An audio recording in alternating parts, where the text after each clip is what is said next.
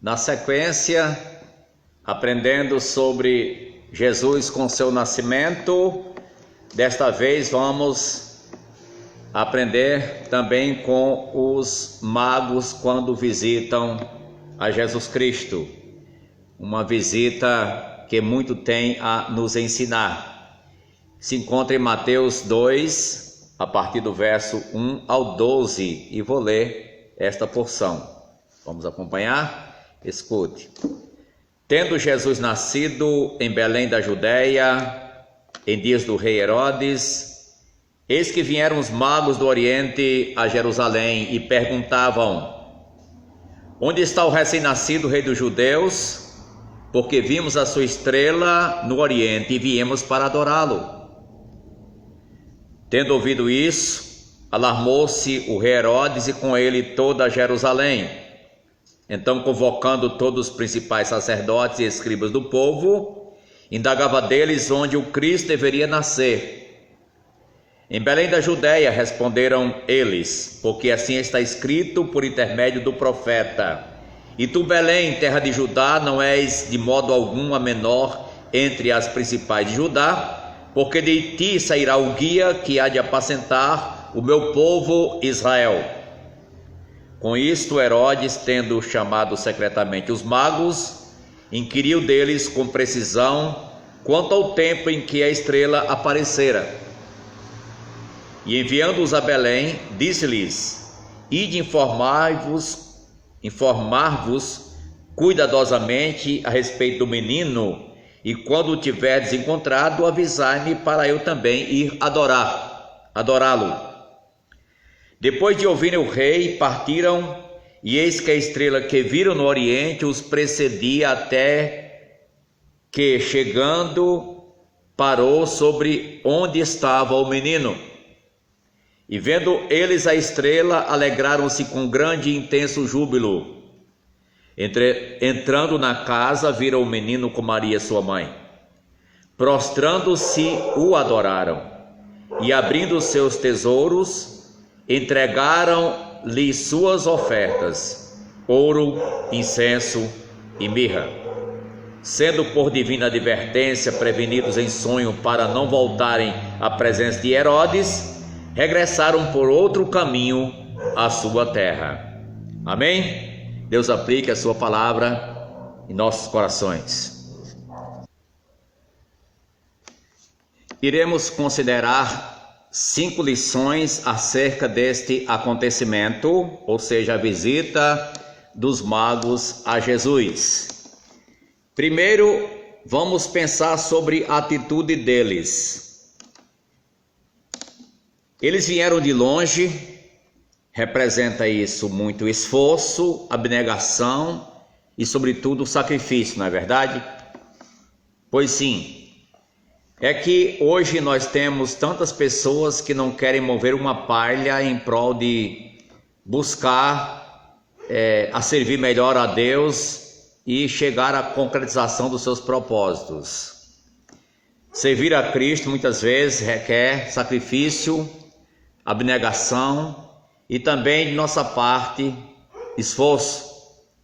Isso fica claro no empreendimento dos magos quando vieram a Jerusalém e foram até Belém.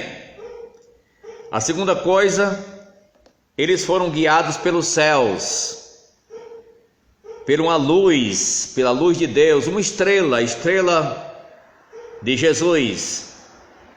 Eles estavam, para isso, precisavam ficar atentos para o céu, atentos para o sinal, para acompanhar. Vieram de longe, gente, não foi de perto, foi longe. Essa jornada representa uma jornada de quase 2.000 quilômetros, e eles tiveram que tomar tempo, desprender recursos e então visitar a Jesus. Então aí a gente vê que eles foram guiados por uma luz. Como eles sabiam que era Jesus? Como eles tiveram conhecimento do Deus de Israel e que um dia haveria de nascer o Messias, o Salvador, o Rei? é que Israel teve espalhado pelo mundo e tem sido espalhado pelo mundo inteiro, em muitos lugares, em muitas ocasiões, e eles vieram aqui do Oriente, vieram de longe. Gente, você sabe que onde o povo de Deus ia, deixava o nome de Deus. Você lembra de Naamã, comandante do exército do rei da Síria, que era leproso e que foi curado? Como aconteceu? Uma menina judia estava aos cuidados da esposa de Naamã, e ela foi quem falou do Deus de Israel para ela, e através dela Naamã foi curado. Gente, Israel, onde ia, podia deixar o nome do Senhor. Você sabe que Israel esteve também, o povo judeu esteve subjugado a Assuero, o rei Assuero. E Hadassa, ou seja, Esté, casou com Assuero, o rei persa. E há quem diga que Ciro, aquele a quem Deus chamou meu ungido, que cumprirá meus propósitos, há quem diga que ele era neto de Esté. Gente, como é importante portar-se dignamente de Deus onde está, porque isso tem efeito para gerações, não é verdade?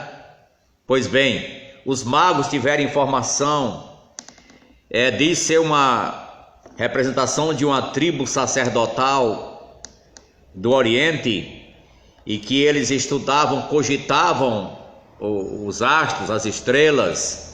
Eram homens dotados da ciência, mas também sacerdotes. Então esses príncipes foram até Jerusalém e Belém, chegam lá à procura de Jesus, levou o impacto para Jerusalém, para Herodes sobretudo, e orienta-os para que vão e voltem para avisar, para que ele vá também adorar, se eles encontrarem, porque Herodes tinha más intenções e queria eliminar Jesus. A prova é que depois mandou matar todas as crianças de 2 anos para baixo. Então, eles foram guiados pelos céus, pela uma estrela, pela luz que tinham. Gente, nós hoje temos a revelação de Deus completa, a Bíblia Sagrada, Antigo e Novo Testamento. Como estamos nos portando a respeito de Jesus, a respeito do Deus de Israel, nossa conduta, nosso comportamento? Se isso muito diz, aprendemos então acerca deste acontecimento, da visita dos magos. Uma terceira coisa é que quando os magos, está escrito em 2:10, chegaram ao destino final, que a estrela os conduzira, alegraram-se com grande e intenso júbilo. Capítulo 2, verso 10. Alegraram-se com grande e intenso júbilo. Interessante que Lucas 2:10 também fala sobre alegria, não é? Trago nova de grande alegria, que será para todo o povo, é que hoje vos nasceu na cidade de Davi o Salvador, que é Cristo o Senhor.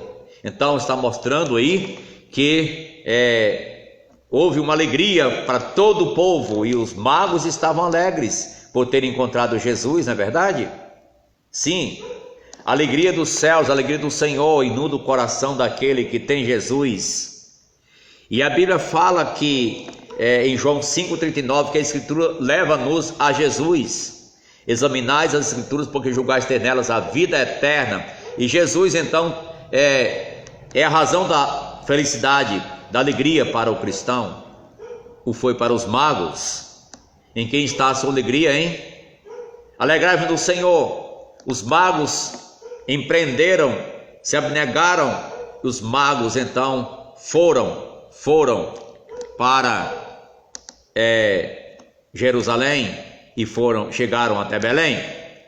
Pois bem, nós podemos então ir para uma quarta lição acerca da visita dos magos a Jesus.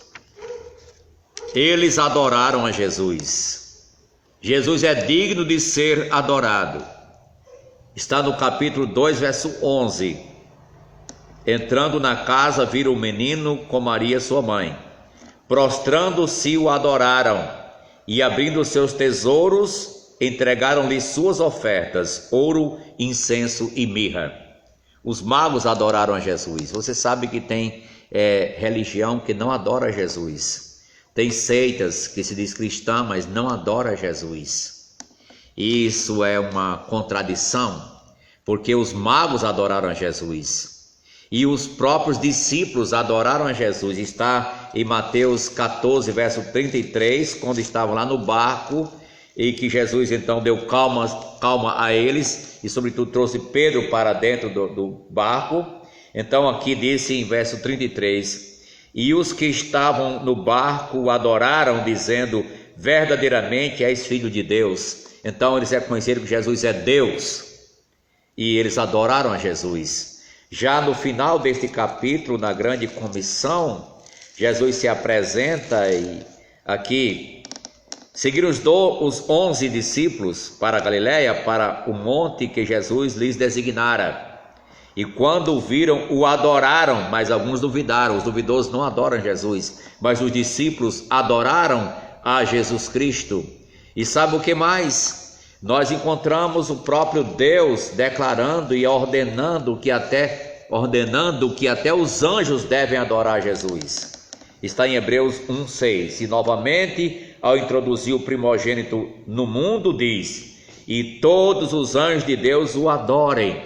Está escrito que os anjos devem adorar a Jesus Cristo. Está ordenado até que eles adorem a Jesus. Os magos adoraram. E eu quero dizer uma coisa.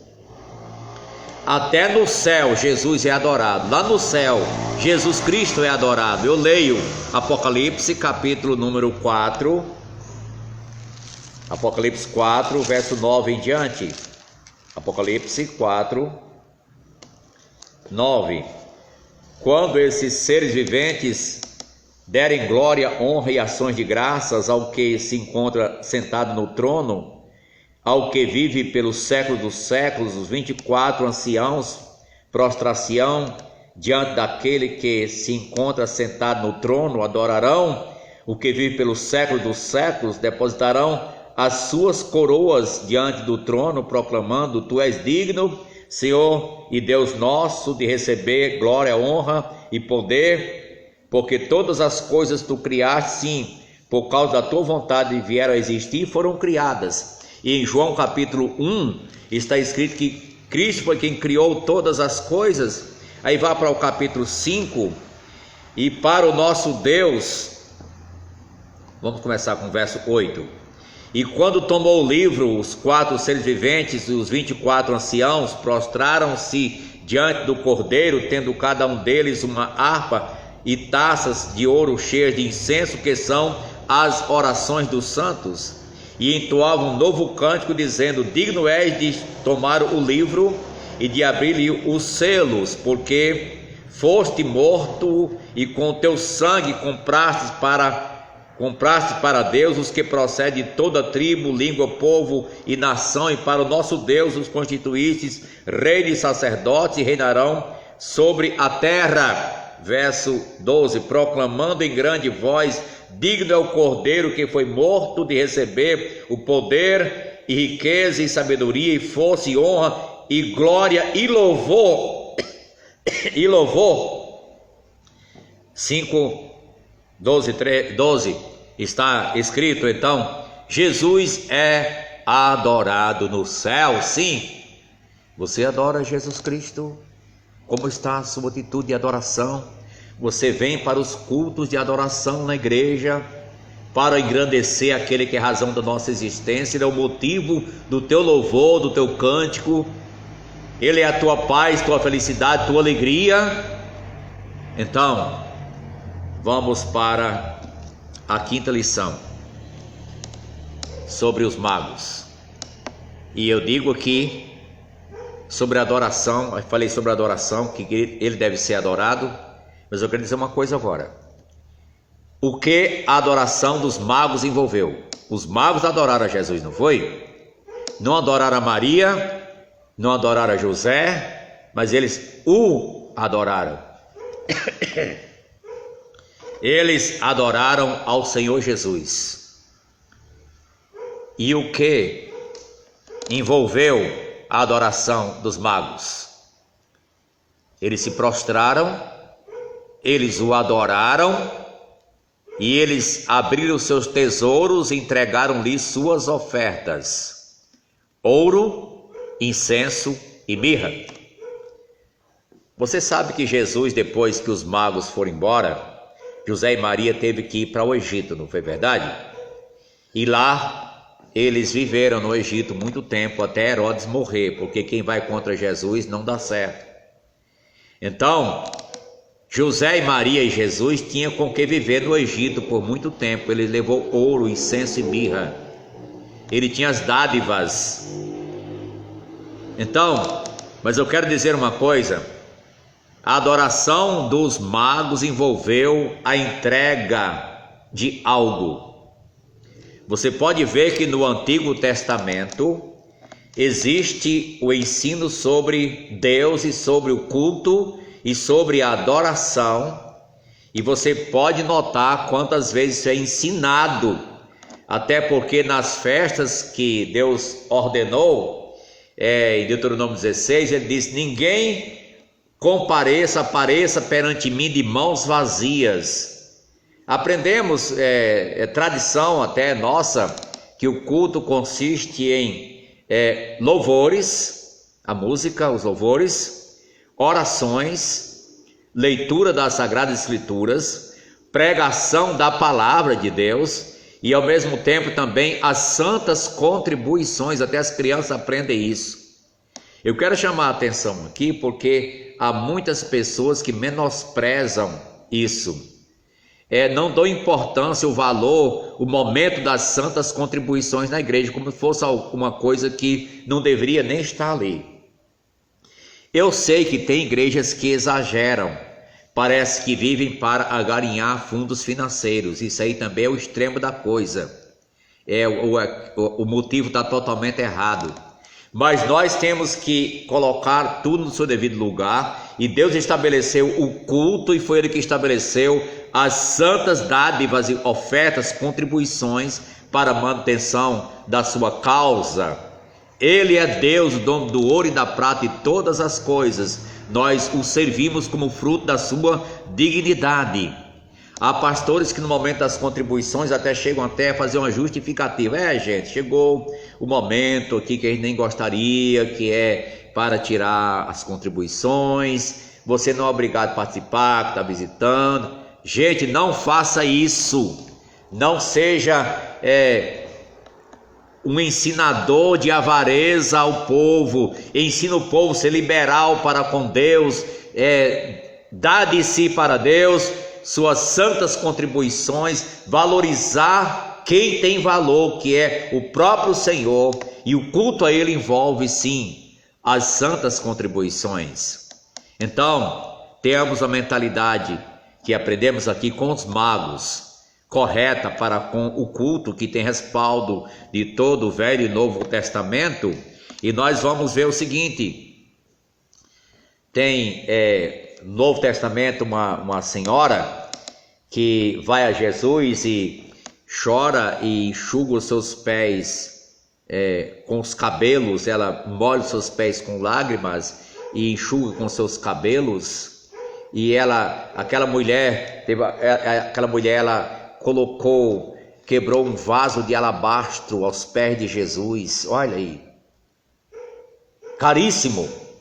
Aí Jesus disse o quê? Onde for pregado este evangelho é para contar o que essa mulher fez, para a memória sua, porque ela fez um ato importante no culto a Deus. Olha, nós encontramos que os magos adoraram a Jesus, e eu quero mostrar para você aqui, lembrar primeiramente, que Abel e Caim cultuaram a Deus, não cultuaram? Deus aceitou o culto de Abel e rejeitou o de Caim. Abel e Caim fizeram um culto público, um ato público de adoração, cada um tinha o seu altar, só que Deus aceitou um e rejeitou o outro. Não vamos entrar nos detalhes agora, mas eu quero avançar para Gênesis 20, isso é em Gênesis 4, em Gênesis 22, aqui em Gênesis 22, Deus manda que pede que Abraão sacrifique o seu único filho Isaque, não é verdade? E ele foi obedecer. Caminho de 3 dias chegou lá e ele verso 5, 22:5 de Gênesis. Então disse a seus servos: esperai aqui com o jumento, eu e o rapaz iremos até lá, e havendo adorado, voltaremos para junto de vós. Já a caminho de 3 dias, e chegou lá no Monte Moriá, estava avistando, ele disse: olha, para aqui agora, eu vou só mais ele agora. E levaram a lenha, e foi até questão de cadê o sacrifício? Ele disse: Deus proverá, e proveu mesmo. Então, quando estava já para imolar seu filho Isaque, ele disse: nós vamos lá, e havendo adorado, voltaremos. Então, o ato de adoração envolvia a entrega do seu filho Isaque, não é verdade? A adoração de Abraão envolvia a entrega de Isaque. Não foi necessário, simbolicamente o foi, mas ele viu um cordeiro, como está o verso 13, preso nos arbustos, e ele então ofereceu a Deus como holocausto ao Senhor. E aqui está o princípio: o culto envolve uma dádiva, o entrega a Deus. As santas contribuições são parte integrante do culto ao Senhor. Não menospreze, não ensine avareza ao povo, ensina o povo a ser liberal para com o Deus eterno, o Criador, sustentador de todas as coisas, nas mãos de quem está a nossa vida, nosso presente e nosso futuro. Então, quando Abraão estava para imolar seu filho, o anjo bradou do céu: não faças nada ao rapaz, pois agora eu sei que temes a Deus. Eu quero perguntar a você: Deus não sabia que Abraão temia ele? Sim, sabia, ele é onisciente. E então, por que foi que teve que chegar a esse ponto? Então, porque Deus queria uma manifestação pública externa que ficasse registrado para gerações. Bem, a sua atitude, a minha atitude, nossa atitude hoje como igreja terão influência no futuro, nas gerações futuras, se Cristo não voltar logo, gente. É importante termos uma mentalidade correta para com a obra do Senhor. Os magos o tiveram, nem judeus eles eram, mas tiveram uma mentalidade correta. E eu quero dizer uma coisa a você agora: não se choque não. No céu, a adoração envolve dádiva. Eu abro para Apocalipse, capítulo número 4. Apocalipse, capítulo 4. Olha aqui, a partir do verso 9. Quando esses seres viventes derem glória, honra e ações de graças ao que se encontra sentado no trono, ao que vive pelos séculos dos séculos, os 24 anciãos prostrar-se-ão diante daquele que se encontra sentado no trono, adorarão o que vive pelos séculos dos séculos e depositarão as suas coroas diante do trono, proclamando: digno és, tu és digno, Senhor e Deus nosso, de receber a glória, a honra e o poder, porque todas as coisas tu criaste, sim, por causa da tua vontade vieram a existir e foram criadas. Então o que foi que aconteceu aqui? Os anciãos, verso 10, os 24 anciãos prostraram-se e adoraram e depositaram o que? As suas coroas. Lá não precisa de dinheiro lá no céu, não é? Mas eles depositaram as suas coroas perante o Senhor Jesus, perante o Senhor Deus. Aqui é o culto no céu. Envolveu aqui essa contribuição. Os magos deixam-nos uma lição muito importante. Qual tem sido a sua atitude para com o Senhor Jesus? Qual tem sido? Você faz algum esforço em procurar servi-lo como fruto da sua dignidade? Você desprende alguma coisa em prol do reino dele? Qual é a sua atitude para com a igreja do Senhor Jesus? Qual é a sua atitude para com os irmãos, para com a liderança da igreja, para com os trabalhos da igreja? Isso muito diz sobre a sua compreensão acerca do próprio Deus, do próprio Jesus, a quem servimos e quem nos chamou para essa obra tão nobre e tão digna. Como está respondendo a Deus de acordo com aquilo que você já tem recebido da parte dele? Sim. Como está? Você sabe que os magos tiveram aquela luz os guiando. Nós hoje temos a Bíblia, Antigo e Novo Testamento, toda a Escritura, que deve então nos levar a uma compreensão clara, e próprio Pedro disse em 2ª carta 1,19, temos assim tanto mais confirmada a palavra profética, e fazeis bem em atendê-la como uma candeia que brilha em lugar tenebroso, até que o dia clareie e a estrela da alva nasça em vosso coração. A estrela, a brilhante estrela da manhã é Jesus. Lâmpada para os meus pés é a tua palavra, luz para o meu caminho. E ele disse: eu sou a luz do mundo. É Cristo quem ilumina, gente. Em que está baseada a sua alegria, a sua felicidade, o seu motivo para servir a Deus? Os magos foram pelo motivo único: Jesus, o rei dos judeus, o recém-nascido.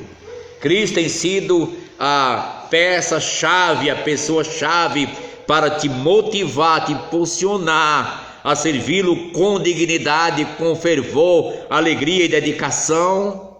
Estamos no final do ano 2017. Como tem sido esse ano para você? Qual a sua expectativa para 2018? Desejas, como os magos, conhecer mais Jesus? A Bíblia nos diz: conheçamos e prossigamos em conhecer ao Senhor, como a alva a sua vinda é certa. Pedro disse: crescei na graça e no conhecimento do nosso Senhor e Salvador Jesus Cristo.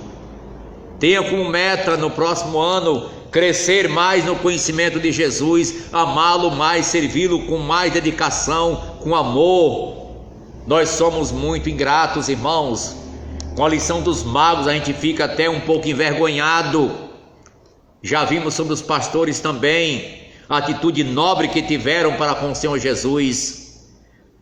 Qual tem sido a sua atitude? Como tem sido a sua adoração? Qual a sua frequência e perseverança nos cultos da igreja? Na frequência aos cultos de oração, ao culto de adoração, de pregação, de estudo da palavra de Deus. Estou deixando para você refletir com muita responsabilidade e seriedade nesta época de Natal e fim de ano, a fim de que o Senhor Jesus seja engrandecido em tua vida, seja glorificado em nossas vidas e que possamos o amar cada vez mais. Mas se você não é um crente, se você não conhece Jesus Cristo como teu único Salvador, eu quero dizer uma coisa a você: os magos vieram de longe buscar e eles acharam. E Deus diz, está escrito em Jeremias 29:13: buscar-me-eis e me achareis quando me buscar de quê? De todo o vosso coração. Pois é dito que quem busca encontra, quem bate a porta se abre. Jesus está chamando: busca a Deus, busca a Deus. Venha a Ele com fé confiante e Ele salvará e limpará a tua alma, perdoando os teus pecados, dando-lhe certeza absoluta de vida eterna e o eterno perdão. Amém?